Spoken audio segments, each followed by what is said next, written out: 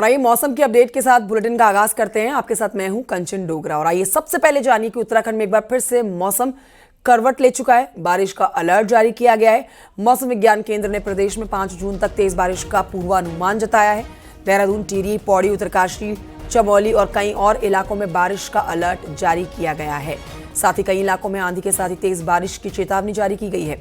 तेज बारिश लोगों के लिए परेशानी भी बन सकती है, इसीलिए चारधाम यात्रा के लिए आ रहे लोगों को सतर्क रहने के लिए कहा जा रहा है।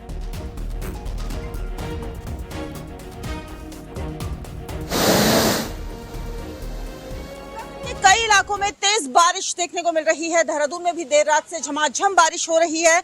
सुबह से अगर हम बात करें, कई इलाकों पर तेज बारिश का दौर जारी है। ऋषिकेश, मसूरी, इसके अलावा उत्तरकाशी, चमोली, रुद्रप्रयाग, ये वो तमाम जगह हैं जहां पर तेज बारिश लगातार देखने को मिल रही है। मौसम विज्ञान केंद्र की तरफ से प्री मानसून बारिश बताया जा रहा है। 10 जून तक प्रदेश में मानसून दस्तक दे सकता है और इसी के मद्देनजर उससे पहले ये बारिश लगातार प्रदेश भर में बनी हुई है। तेज आंधी भी अभी अगले 48 घंटों के अंदर कई इलाकों पर देखने को मिल सकती है। इस तरह का अलर्ट दिया गया है। साथ ही साथ ये भी कहा जा रहा है कि कई जगह पर तेज बारिश की वजह से दिक्कतें भी बढ़ सकती हैं। अगले 4 महीनों की अगर हम बात करें तो चुनौतीपूर्ण रह सकते हैं प्रदेश में, क्योंकि मानसून इस बार जल्दी दस्तक दे रहा है। पूरे प्रदेश में 10 तारीख तक ये कहा जा रहा है कि मानसून दस्तक दे जाएगा, लेकिन उससे पहले ये प्री मानसून बारिश प्रदेश भर में देखने को मिल रही है। न्यूज़ 18 के लिए देहरादून से भारती सकला, न्यूनियार।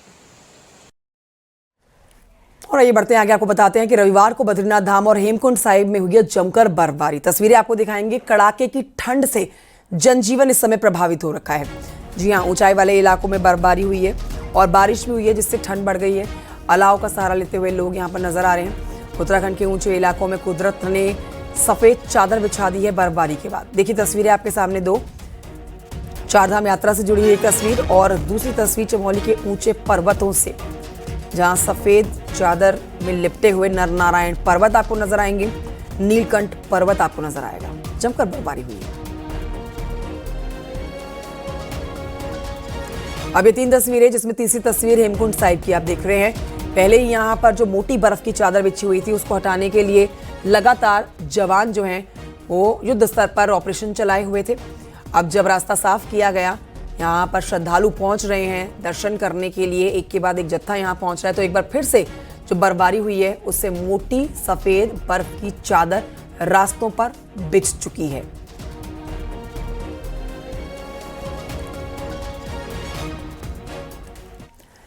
उत्तरकाशी में सुबह से बादल छाए हुए हैं। हल्की ठंड महसूस की जा रही है। जून के महीने में कभी मौसम गर्म तो कभी ठंडा, यह एहसास करा रहा है। ऊंचाई वाले क्षेत्र में कहीं कहीं पर हल्की बारिश भी देखी गई है। मौसम के बदलते इस स्वरूप को देखकर लोग हैरान हैं, क्योंकि गंगोत्री यमुनोत्री धाम पर जो यात्री पहुंचे हुए हैं वो कड़ाके की ठंड महसूस कर रहे हैं। कभी ठंड, कभी गर्मी और कभी सामान्य मौसम, ये तीनों ही स्थिति इस समय उत्तराखंड में ऊंचाई वाले इलाकों में महसूस की जा रही है।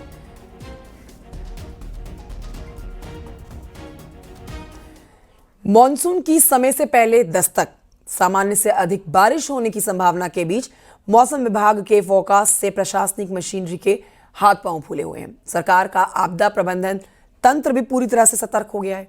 देखिए रिपोर्ट।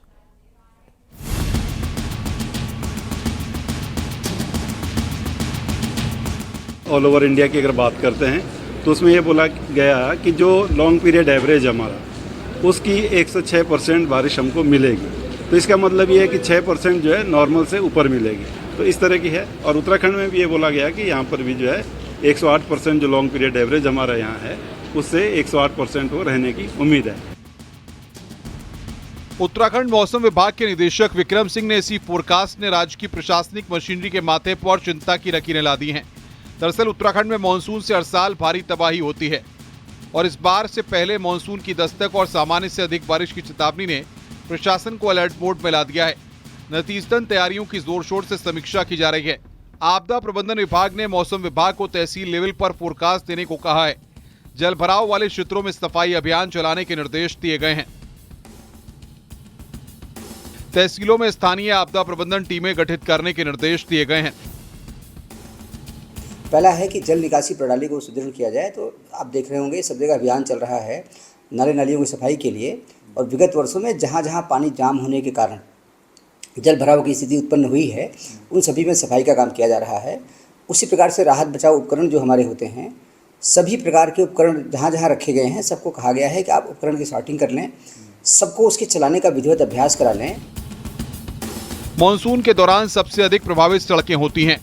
इसके क्षतिग्रस्त होने से जनजीवन बुरी तरह प्रभावित होता है, विशेषकर चारधाम यात्रा मार्गों पर। वहीं लोक निर्माण विभाग का कहना है कि यात्रा मार्गों पर वैकल्पिक रूट भी तैयार कर लिए गए हैं। साथ ही भूस्खलन संभावित इलाकों में अतिरिक्त मशीनरी तैनात करने के भी निर्देश दिए गए हैं। चारधाम यात्रा का पूरा जो रूट है, मेरे द्वारा स्वयं 2 बार पूरे रोड का इंस्पेक्शन किया गया है, सारी एजेंसी के साथ मीटिंग की गई है और हमारा SOP बना हुआ है, जो हम बारिश जब भी मानसून अनाउंस होता है कि इस डेट से आ रहा है, उससे पहले उसको हम एक्टिवेट कर देते हैं। हर एक जगह जो नोन जगह हैं जहाँ पे लैंडस्लाइड होता है या रोड बंद होती है, उस पर कितना वहाँ पे इश्यूज़ हैं, उसके हिसाब से 1 मशीन, 2 मशीन, 3 मशीन हमेशा प्लेस की जाती हैं। आपदा के दौरान मौसम की सटीक भविष्यवाणी अहम भूमिका निभाती है। उत्तराखंड में फिलहाल 3 डॉपलर रडार और 500 सेंसर के जरिए मौसम पर नजर रखी जा रही है। आपदा प्रबंधन विभाग इनकी संख्या दोगुनी करने की योजना बना रहा है, ताकि मौसम संबंधी पूर्वानुमान और अधिक सटीक हो सके और जान माल का नुकसान न्यूनतम रखा जा सके। न्यूज़ 18 के लिए देहरादून से सुनील नप्रभात की रिपोर्ट।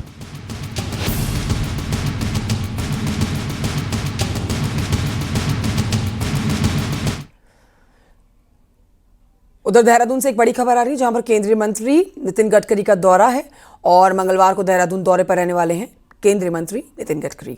रोपवे प्रोजेक्ट की समीक्षा करने जा रहे हैं। सीएम धामी भी मीटिंग में मौजूद रहेंगे।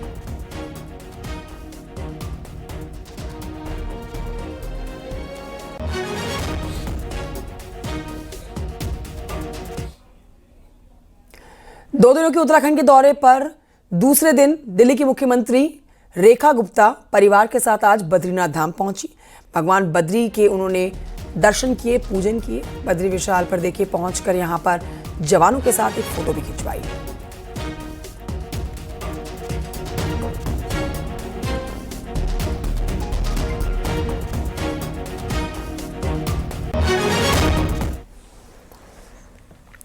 इससे पहले दिल्ली की मुख्यमंत्री रेखा गुप्ता केदारनाथ पहुंची थी। उन्होंने परिवार के साथ केदारनाथ मंदिर में दर्शन पूजन किए।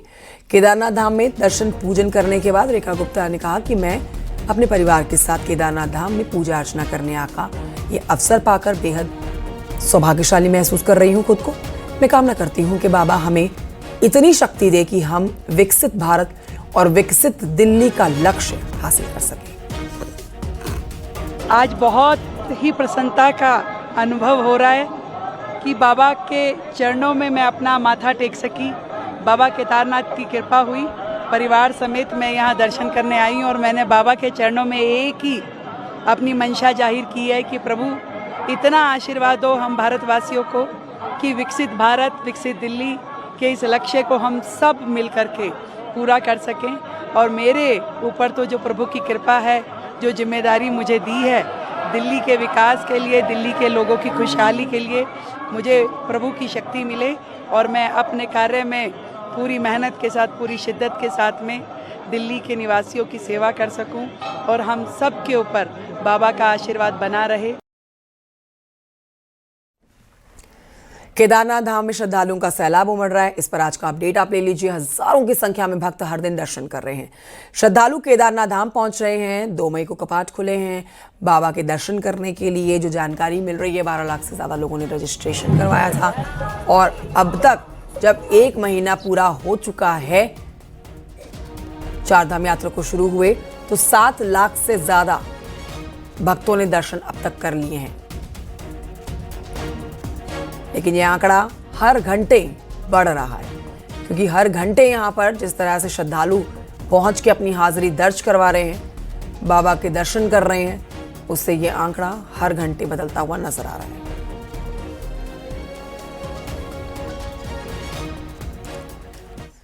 लेकिन फिर भी आपको एक अनुमानित आंकड़ा बता देते हैं। बद्रीनाथ धाम में अभी तक 5,15,000 से ज्यादा श्रद्धालु जो है वो दर्शन कर चुके हैं।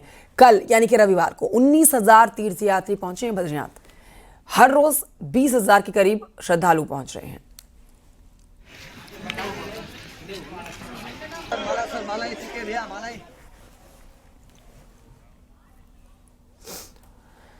गंगोत्री यमुनोत्री धाम का भी अपडेट लीजिए। यहां पर भी लाखों की संख्या में दर्शन करके भक्त आगे चले जा चुके हैं।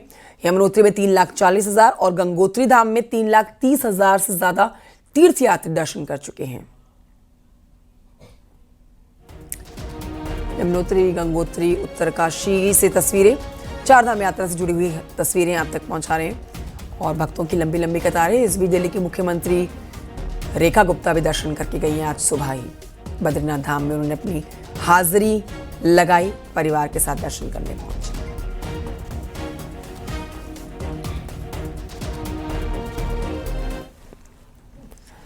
चारधाम के पहले प्रमुख तीर्थ धाम यमुनोत्री में एक महीने में करीब 3,40,000 से ज्यादा श्रद्धालु दर्शन कर चुके हैं। मां यमुना के दर्शन कर चुके हैं। तो ये सबसे पहला धाम आप कहिए यमुनोत्री का, फिर गंगोत्री, फिर केदारनाथ और फिर बद्रीनाथ, जिसमें सबसे पहले पड़ाव पे ही लाखों श्रद्धालु दर्शन करके गए। यमुनोत्री मंदिर समिति को दान पात्र और रसीद बुक से करीब 23,25,000 रुपए की आय हुई है। ये एक बड़ा अपडेट आपको दे रहे हैं। दान पात्र खोला गया जिसमें करीब 17,25,000 रुपए निकले। रसीद से 6 लाख रुपए जमा कराए गए।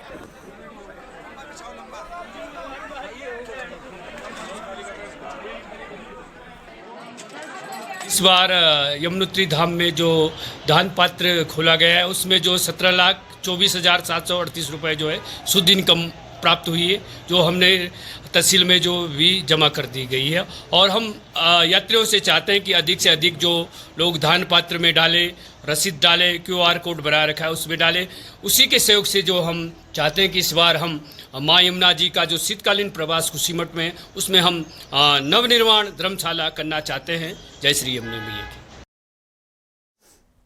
आमतौर पर बरसात के सीजन में पहाड़ों में पीलिया के मामले सामने आते हैं, लेकिन पिथौरागढ़ में अब ये ऐसी बीमारी बन चुकी है जिसके शिकार लोग साल भर होते हैं। हालात ये हैं कि जिले के सभी हिस्सों में पीलिया के मरीज मिल रहे हैं। यही नहीं, पीलिया की 80% शिकार यंग जनरेशन हो रही है। रिपोर्ट देखिए।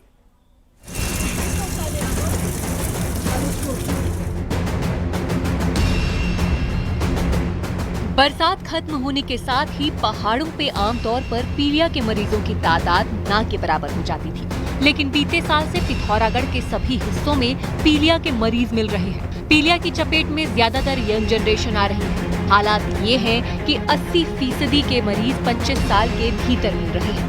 पीलिया के मरीज जैसे बच्चों में, बड़ों में, ये सब संक्रमित या दूषित खाने से होने की संभावना और बीमारियों में तो होती है, इसमें भी होता है। आमतौर पर पीलिया दूषित पानी पीने से होता है और एक ही इलाके में मामले ज्यादा आने पर गंदे पानी को ही वजह माना जाता है, लेकिन हर इलाके में पीलिया के मरीज आने से ये परसेप्शन भी बदल रहा है। यही वजह है कि अभी तक भी पीलिया फैलने की असल वजह सामने नहीं आ पा रही है। भी हमने जो भी होटल रेस्टोरेंट हैं उसको हम चेक करते हैं और समय समय पर हमारे द्वारा जो भी कोई ऐसा प्रोडक्ट हमको लगता है कि वो स्वास्थ्य के लिए हानिकारक है तो हम उसका सैंपल जो है कलेक्ट करते हैं और जांच के लिए लैब हम भेज रहे हैं। पीलिया की जकड़ में आने से सैकड़ों स्टूडेंट्स की पढ़ाई प्रभावित हो रही है, साथ ही उन्हें एग्जाम से भी दूर होना पड़ रहा है। ऐसे में पीलिया की असल वजह क्या है, इसकी पड़ताल अब जरूरी हो गई है। ऐसे में बेहतर यही होगा कि ड्रिंकिंग वाटर और खाने की क्वालिटी के साथ ही जंक फूड की जाँच में तेजी लाई जाए ताकि पीलिया पर पूरी तरह लगाम लग सके। न्यूज़ 18 के लिए पिथौरागढ़ से विजयवर्धन उप्रेती की रिपोर्ट।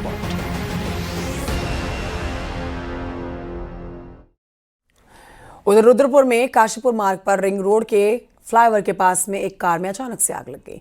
आग इतनी भीषण थी कि कार आग का गोला बन गई। कार में सवार महिला और उस महिला के पुत्र कूदकर अपनी जान बचाते हैं। कुल 5 लोग कार में सवार थे। ये लोग अस्पताल जा रहे थे किसी काम से और बीच रास्ते में ही इंजन में आग लगी, धुआं उठने लगा। समय रहते ही सभी लोग गाड़ी से उतर गए और बड़ा हादसा होने से बच गया। जान का नुकसान नहीं हुआ है, लेकिन कार पूरी तरह से जलकर राख हो चुकी है।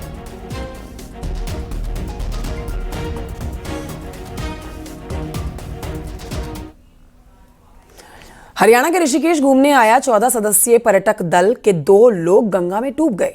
बताया जा रहा है कि अपने दोस्त को बहता देख अंकित ने गंगा जी में छलांग लगा दी। तेज बहाव में वो भी फंस गया, लेकिन एक पत्थर से जाकर टकराकर वहां पर उसने खुद को रोक लिया। उसका रेस्क्यू किया गया, लेकिन उसका साथी डूब गया, जिसका शव बरामद कर लिया गया है।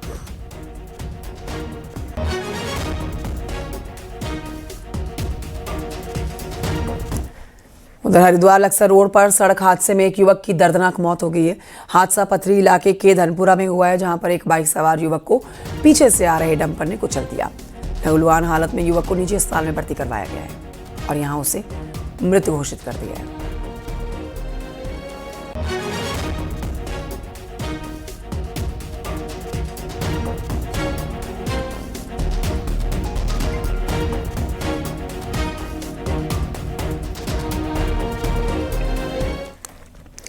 देहरादून की शांत सड़कों पर अब रोड रेज का खौफ मंडरा रहा है।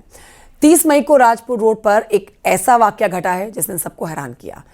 बीच सड़क पर एक गाड़ी रुकती है। एसयूवी गाड़ी से कुछ युवा निकलते हैं और पीछे आ रही गाड़ी में सवार लोगों को डराते हैं, धमकाते हैं। हरियाणा नंबर प्लेट की ये गाड़ी, जो पीछे एक परिवार बैठा था, उसमें एक बच्ची भी थी। बच्ची डर से रोने लगी। बीच सड़क पर ये गुंडई का वीडियो भी सोशल मीडिया पर वायरल हो गया। अब इसी तरह की घटना के बाद डर सता रहा है कि कभी भी सड़क पर कोई भी घटना घट सकती है, कोई हादसा हो सकता है या फिर कोई रोड रेज की घटना घट सकती है। ये देखिए, वीडियो भी आपके सामने है। गाड़ी के अंदर से किसी ने वीडियो बनाया और सोशल मीडिया पर डालते ही दबंगई का ये वीडियो वायरल भी हो गया।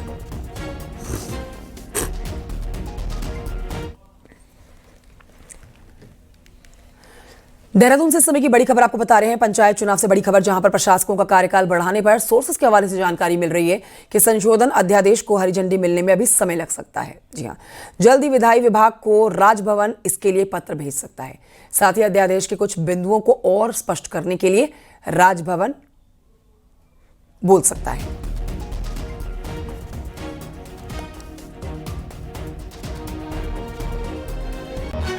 पंचायत चुनाव में अभी समय लग सकता है, जो जानकारी मिल रही है।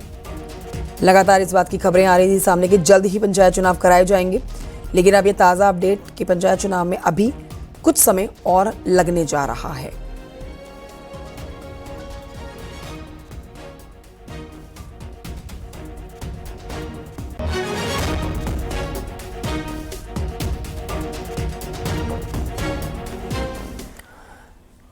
इंसान से वन्य जीवों का टकराव बढ़ रहा है, जिससे वन्य जीवों के प्रति लोगों का गुस्सा भी बढ़ रहा है। कोविड के आसपास बाघ और गुलदार इस टकराव के मुख्य कारण हैं। इसके साथ ही सांप भी इस टकराव में कहीं पीछे नहीं दिख रहे।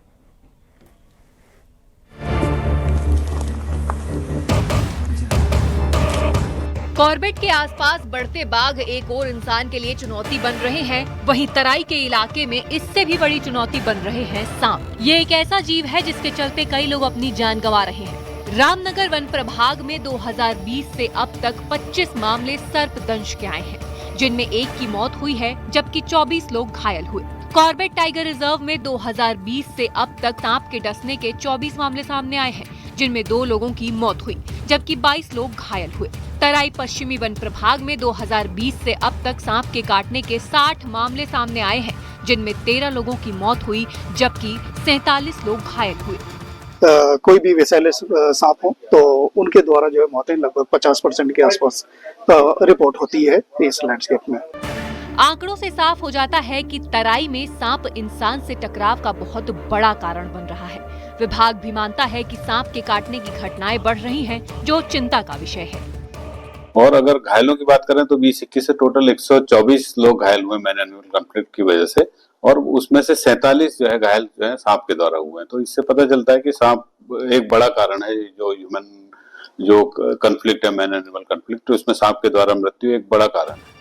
कॉर्बेट के आसपास के क्षेत्रों में सांप की 4 ही जहरीली प्रजातियां पाई जाती हैं, जो किंग कोबरा, कोबरा, वाइपर के साथ ही करैत हैं। ऐसे में विभाग को सांप के साथ इंसान के संघर्ष को टालना बहुत मुश्किल टास्क नजर आता है। न्यूज़ 18 के लिए रामनगर से गोविंद पाटनी की रिपोर्ट।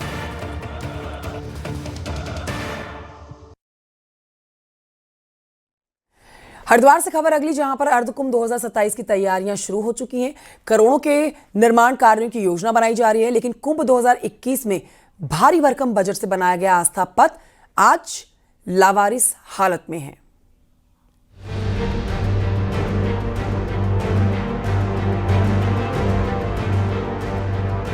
दो 2021 में हरिद्वार में हुए कुंभ मेले में करोड़ों की लागत से कई स्थायी निर्माण कार्य कराए गए थे, जिनमें 20 करोड़ की लागत से आस्था पथ भी बनाया गया था।